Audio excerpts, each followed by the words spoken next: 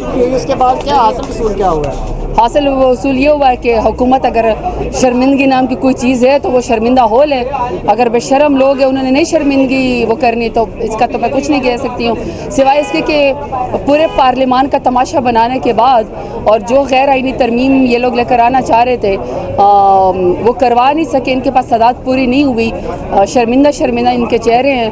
ان کا کانٹیکٹ پورے پاکستان نے نوٹس کیا ہے کہ یہ کسی ایسے کچھ چیزوں کو مفاد کی خاطر آئین کو مسخ کرنا چاہتے ہیں جس میں پاکستان کے عوام کا فائدہ نہیں ہے. تو وہ اس اٹیمپٹ کے اندر تاریخ میں لکھی جائے گی کہ پی ایم ایل این جو ہے وہ آئین کو مسخ کرنا چاہ رہی تھی, اس میں ان کو کامیابی نہیں ہوئی.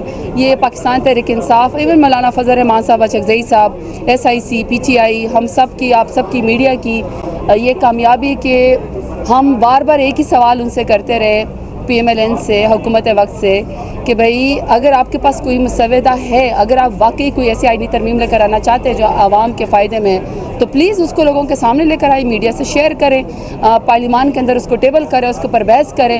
اس کے اوپر بحث ہوگی تو پھر پتہ چلے گا. لیکن پتہ چلا کہ ان کو تو خود بھی نہیں پتہ اور یہ چھپانا چاہتے تھے کیونکہ عوام کے مفاد میں نہیں تھی. تو اب اگر حکومت کو کوئی نہ کوئی تھوڑی بہت شرمندگی فیل ہوتی ہے تو بہتر ہے کہ شرمندہ ہو جائے. دوبارہ سے یہ ایکٹیویٹی ہوگی, دوبارہ سے محنت کرنی پڑے گی. دیکھیے جنہوں نے باز نہیں آنا نا انہوں نے ہر صورت میں آئین کو مسخ کرنا ہے. اور پی ایم ایل این کا یہ خاصہ ہے کہ جب بھی یہ زبردستی اقتدار میں آتا ہے, اور آتے بھی ہمیشہ زبردستی اقتدار میں, یہ کبھی بھی ووٹ کی طاقت سے نہیں آتے, یہ ساز باز کر کے آتے ہیں, یہ ڈیل کر کے آتے ہیں. تب یہ عوام کی بہتری کے لیے کوئی کام نہیں کرتے. یہ چند ایسی چیزوں کو لوگوں کو پروٹیکٹ کرتے ہیں جس سے ان کو لگتا ہے کہ ان کی کرسی کو طول مل جائے گی. لیکن یہ بات یاد رکھیے گا, کرسی کو طول اللہ تعالیٰ دے سکتا ہے, اور وہ بھی جو عوام کی طاقت سے, جس کو ووٹ جس کے پاس ہو. اللہ تعالیٰ کی حاکمیت ہے.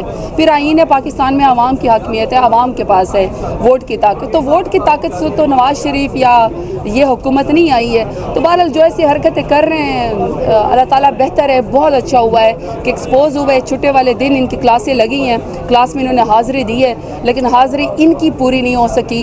اور الحمدللہ ان کو آئین کا مسخ کرنے کے لیے جو انہوں نے کوشش کی تھی اس میں کامیاب نہیں ہوئی. جہاں تک آپ نہیں کہا کہ دوبارہ کوشش کریں گے, یہ باز نہیں آئیں گے, یہ کچھ نہ کچھ ضرور کوشش کریں گے.